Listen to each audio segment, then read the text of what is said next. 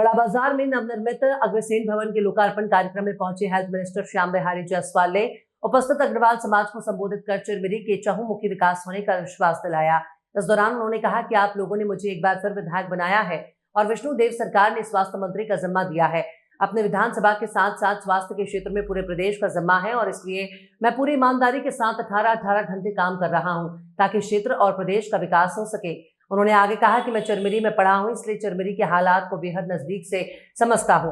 महापौर कंचन जायसवाल की बातों का जवाब देते हुए कहा कि विष्णुदेव की सरकार दलगत राजनीति से हटकर विकास को लेकर चल रही है, इसलिए नगर निगम चिरमिरी के विभिन्न वार्डों के विकास के लिए करोड़ों रुपए की स्वीकृति हुई है। श्री जायसवाल ने अपने उद्बोधन में एक बार फिर 7 महीने में स्वीकृत किए कामों को जनता के सामने रखने का काम किया। उन्होंने कहा कि चिरमिरी के स्थायित्व को लेकर मैं चिंतित हूं। चिरमिरी एजुकेशन हब बन सके, इस पर काम हो चुका है और आगे भी होता रहेगा। श्री जायसवाल ने क्षेत्र के विकास के लिए लोगों के दिमाग में उपज रहे सुझावों को देने की अपील रखी। आपको बता दें कि नवीन अग्रसेन भवन लोकार्पण कार्यक्रम में पहुंचे स्वास्थ्य मंत्री श्याम बिहारी जायसवाल ने फीता काटकर भवन का उद्घाटन किया और उसके बाद अग्रसेन भगवान की प्रतिमा में दीप जलाकर कार्यक्रम की शुरुआत हुई। कार्यक्रम के अंत में मंचासीन अतिथियों को स्मृति चिन्ह भेंट किया गया। लोकार्पण कार्यक्रम में स्वास्थ्य मंत्री श्याम बिहारी जायसवाल के अलावा निगम की महापौर कंचन जायसवाल, अग्रवाल समाज के अध्यक्ष, निगम आयुक्त, तहसीलदार चिरमिरी सहित अग्रवाल समाज के महिला मंडल, अग्रवाल समाज के सदस्य और पुलिस बल मौजूद रहा।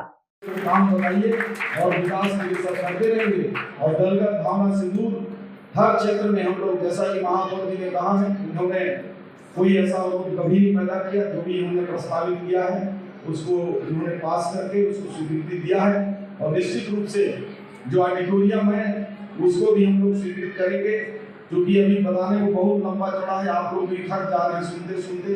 छोटे छोटे काम में नहीं गिना रहा हूँ और कोई भी काम हो आप लोग मुझे बता दीजिएगा। हेल्थ से संबंधित पूरे प्रदेश का कोई सुझाव हो, कोई काम हो, कोई दिक्कत नहीं है, उसके तत्काल स्वीकृति हो जाएगा। कोई भी मशीनरी कहीं नहीं है। डॉक्टर्स की थोड़ा सा हमको उपलब्धता कम है, हम डॉक्टर के मामले में थोड़ा कमजोर हो जाते हैं, क्योंकि हमारे पास छत्तीसगढ़ में ही स्पेशलिस्ट नहीं है।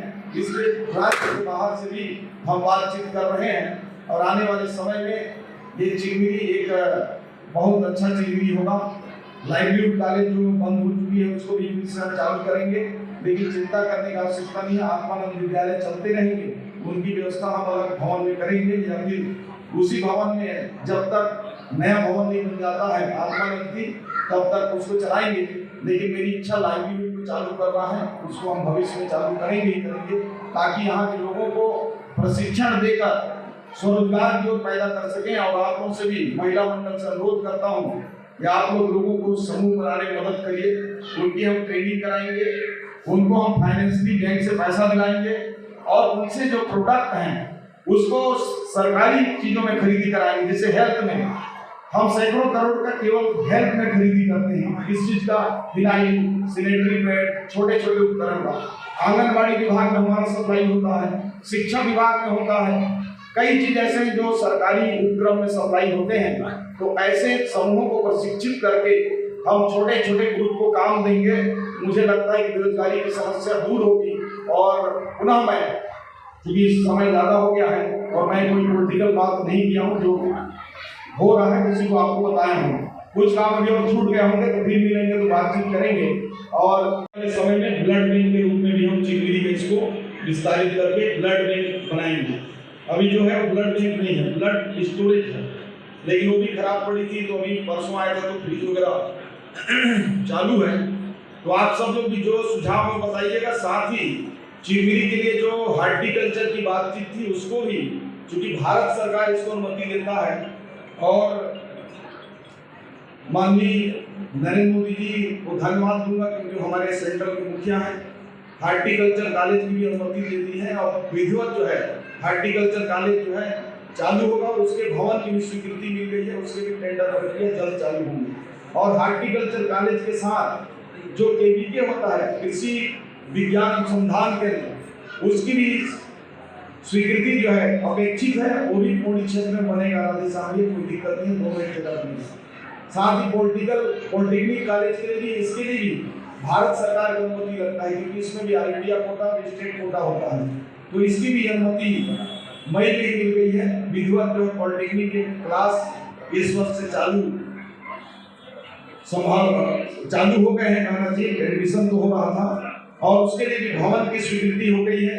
कोड़ी क्षेत्र में जो संतोष सिंह का वार्ड है, वो शमशान वाला जो एरिया है, वहाँ पास उसकी स्वीकृति के लिए और जगह चयन हो गया है, वहाँ भी बनेगा। साथ ही चिरमिरी और मनेंद्रगढ़ के लिए जो मैं पहली बार विधायक बना था, तो उस रोड को देखकर मैं कई बार आंख में आंसू भी आया था। लोग नागपुर होते जाते थे तो अपने कार्यकाल में सिंगल लेन बनवा दिया था, 7 किलोमीटर डबल लेन भी बन गया था। बचा हुआ जो 8 किलोमीटर है उसकी डबल लेन की स्वीकृति मिल गई है, 40 करोड़ रुपए की स्वीकृति मिल गई है। उसका भी टेंडर 1 महीने के अंदर लग जाएगा। वो भी कोई प्रक्रिया वाला नहीं है, बजट वाला नहीं है।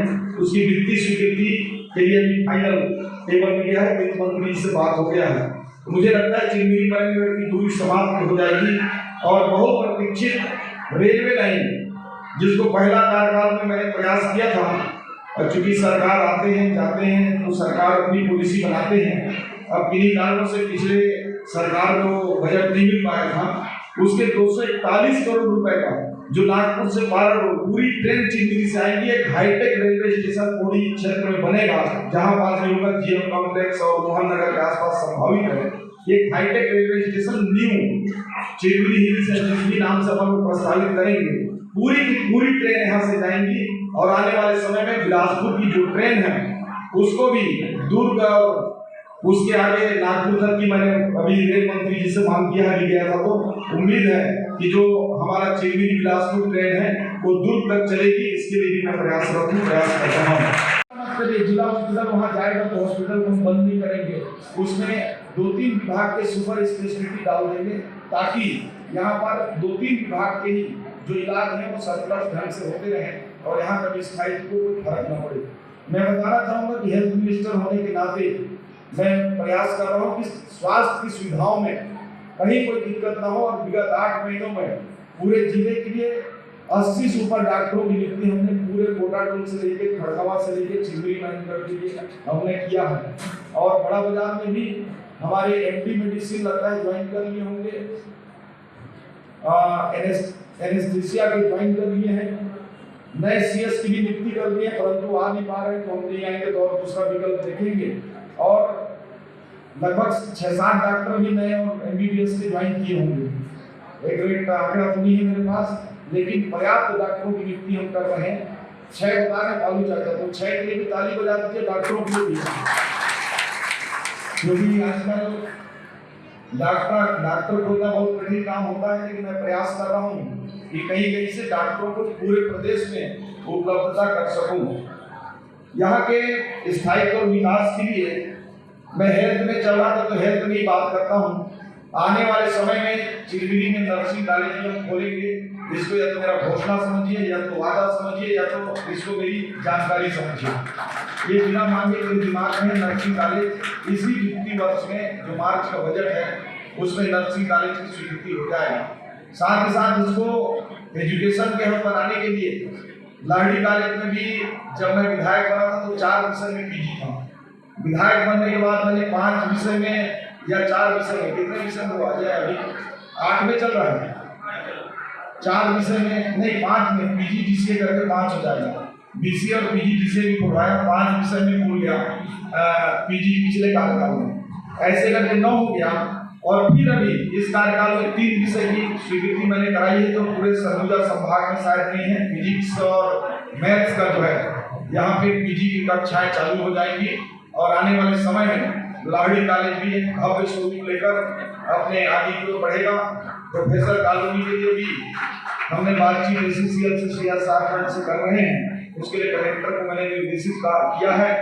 और बड़ा बाजार के हॉस्पिटल के लिए मैं आपको बताऊं, अभी जब तक नया बिल्डिंग नहीं बनता है तो हम इंतजार नहीं करेंगे।